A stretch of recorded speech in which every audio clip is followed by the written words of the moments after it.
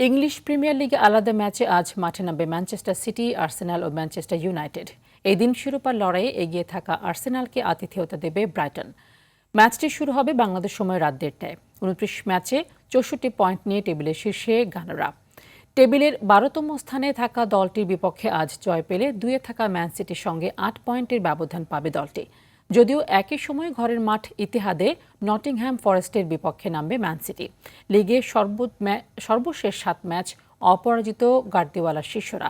শিরোপা ধরে রাখার মিশনে এই অব্যাহত রাখতে হবে তাদের। ফলে টেবিলের ১৭তম দলটির বিপক্ষে জয়ের বিকল্প নেই সিটিজেনদের। এদিকে ম্যানচেস্টার ইউনাইটেডের প্রতিপক্ষ নিউক্যাসল। লিগে টানা ১১ ম্যাচে অপরাজিত রেড ডেভিলদের বর্তমান অবস্থা ৩-এ।